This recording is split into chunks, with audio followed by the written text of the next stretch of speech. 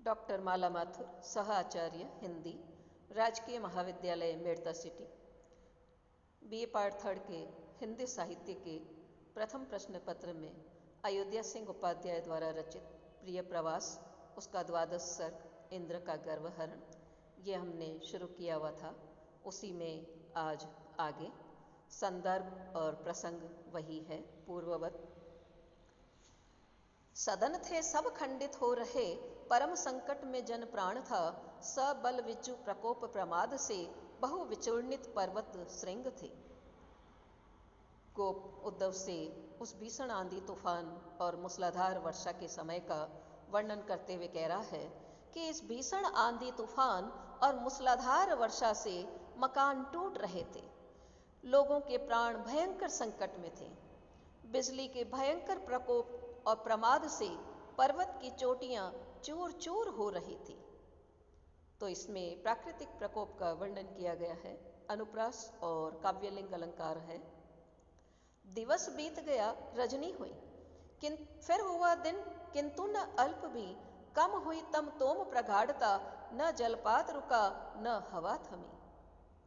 इसी मूसलाधार बारिश और भयानक आंधी तूफान में दिन बीत गया, रात हो गई और फिर दूसरा दिन हो गया, किंतु अंधकार का घनापन थोड़ा भी कम नहीं हुआ।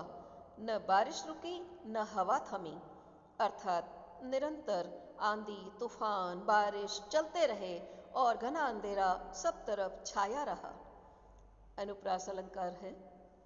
सब जलाशय थे जल से भरे, इसलिए निशि वासर मध्य ही जलमयी ब्रज की वसुधा बनी। सलिल मग्न हुए पुर ग्राम भी। निरंतर जलवर्षण से सब तालाब जल से लबालब भर गए, इसलिए रात दिन के मध्य ही ब्रज की धरती जल मग्न हुई और पुर ग्राम भी जल मग्न हो गए। इस अतिवृष्टि में, बाढ़ में पुर ग्राम डूब गए। अनुप्रास और काव्यलिंग अलंकार है। सर बने बहु विस्तृत ताल से, बन गया सर था लघु गर्त भी। बहु तरंगमयी गुरु नादिनी, जलधि तुल्य बनी रवि नंदिनी। इस वर्षा काल में निरंतर जल बरसने से तालाब बहुत विस्तृत ताल के समान हो गए। छोटे छोटे गड्ढे भी तालाब बन गए और सूर्यपुत्री यमुना नदी अत्यधिक लहरों से उफनती हुई और गंभीर ध्वनि करती हुई समुद्र के समान विशाल जलराशि वाली बन गई। अनुप्रास उपमा और परिकर अलंकार है। तदपि था पड़ता जल पूर्व सा, इसलिए अति व्याकुलता बढ़ी। विपुल लोक गए ब्रज भूप के, निकट व्यस्त समस्त अधीर हो। इस निरंतर जल वर्षण से, आंधी तूफान से सभी ब्रजवासियों को चिंता होने लगी। तो सब तरफ जल ही जल दिखाई दे रहा था, फिर भी जल पूर्व की भांति निरंतर बरस रहा था। इसलिए ब्रजवासियों में चिंता अत्यधिक बढ़ गई और वे अधीर हो ब्रज के राजा के पास गए। अनुप्रास अलंकार है। प्रकृति को कुपिता अवलोक के, प्रथम से ब्रज भूपति व्यग्र थे। विपुल लोक समागत देख के, बढ़ गई उनकी वह व्यग्रता। ब्रज के राजा प्रकृति के क्रोध को, उसके प्रकोप को देखकर पहले से ही चिंतित थे। फिर बहुत सारे ब्रजवासियों को अपनी तरफ आता हुआ देखकर उनकी चिंता और भी बढ़ गई। अनुप्रास अलंकार है। पर न सोच सके नृप एक भी, उचित यत्न विपत्ति विनाश का। अपर जो उस ठोर बहुज्ञ थे, न वह भी शुभ सम्मति दे सके। ब्रज के राजा इस विपत्ति और विनाश से बचने का कोई भी उपाय नहीं सोच सके, और दूसरे भी उस जगह जो और समझदार लोग थे, वे भी इस विपत्ति से बचने के लिए कोई राय नहीं दे सके। अर्थात किसी को भी इस अतिवृष्टि आंधी तूफान में ब्रज की और स्वयं की रक्षा करने का कोई उपाय नहीं सूझ रहा था। अनुप्रास अलंकार है। तड़ित सी कछनी कटी में कसे, सुविल से नव नीरद कांति का। नवल बालक एक इसी घड़ी, जन समागम मध्य दिखा पड़ा। उसी समय बिजली के समान चमकती हुई कछनी कमर में कसे हुए, नए नए बादल के समान सुंदर कांति से सुशोभित हुआ एक नया बालक जन समूह के मध्य दिखाई पड़ा। अर्थात उस उपस्थित जन समूह के बीच वहां श्री कृष्ण उपस्थित हुए। अनुप्रास अलंकार है। ब्रज विभूषण को अवलोक के जन समूह प्रफुल्लित हो उठा, परम उत्सुकतावश प्यार से फिर लगा वदनाम्बुज देखने। ब्रज विभूषण अर्थात ब्रज को सुशोभित करने वाले श्री कृष्ण को अपने मध्य देखकर जन समूह अत्यंत प्रसन्न हो गया और फिर वे सभी बहुत उत्सुकतावश प्यार से उनके मुख रूपी कमल को देखने लगे। अनुप्रास और रूपक अलंकार। सब उपस्थित प्राणी समूह को निरख के निज आनन देखता बन विशेष विनीत मुकुंद ने यह कहा ब्रज भूतल भूप से। सभी उपस्थित लोगों को अपने मुख की तरफ निरखता हुआ पाकर श्री कृष्ण ने अत्यंत विनम्र होकर ब्रज के राजा से यह कहा। इसमें हमें श्री कृष्ण के स्वभाव की विनम्रता दिखाई देती है।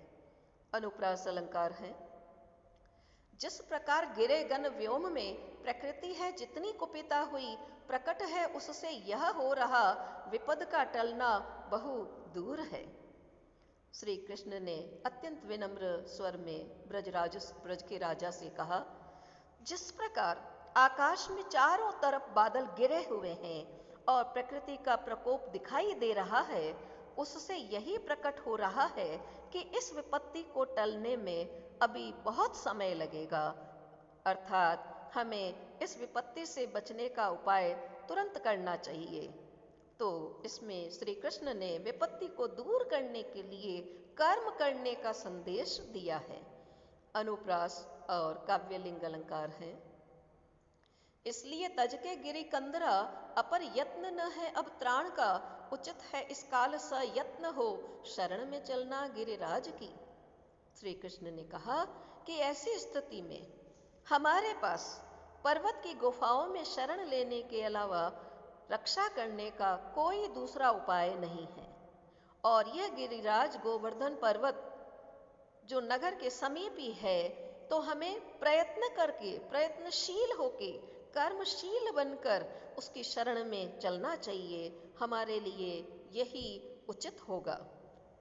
इसमें कवि ने पौराणिक प्रसंग कि श्री कृष्ण के द्वारा अंगुली पर गोवर्धन पर्वत धारण करने का उसको एक नया रूप दिया है, आधुनिक रूप दिया है, कर्म का संदेश दिया है।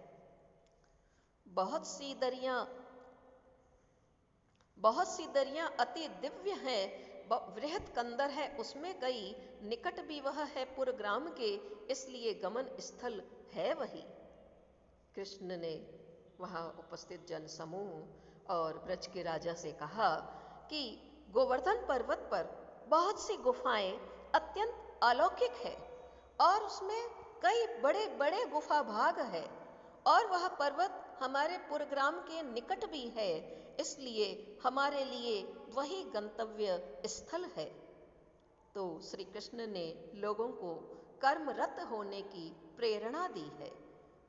काव्यलिंग अलंकार है। सुन गिरा वह वारिद गात की, प्रथम तर्क वितर्क बड़ा हुआ, फिर यही अवधारित हो गया, गिरे बिना अवलंब न अन्य है। श्री कृष्ण ने जब पर्वत की गुफाओं में शरण लेने की बात कही तो लोगों में बड़ा तर्क वितर्क हुआ। उसी का वर्णन करते हुए कवि कह रहा है श्री कृष्ण के इस प्रस्ताव के बारे में कि बादलों के समान वर्ण वाले श्री कृष्ण की यह वाणी सुनकर पहले तो लोगों में बहुत तर्क वितर्क हुआ, विचार विमर्श हुआ, लेकिन फिर यही निश्चित हुआ कि पर्वत की उन गुफाओं में शरण लेने के अलावा हमारे पास और कोई भी उपाय नहीं है। अनुप्रास अलंकार। इस वीडियो में इतना ही। फिर आगे हम अगला अंश जो आपके पाठ्यक्रम में है वो लेंगे। धन्यवाद।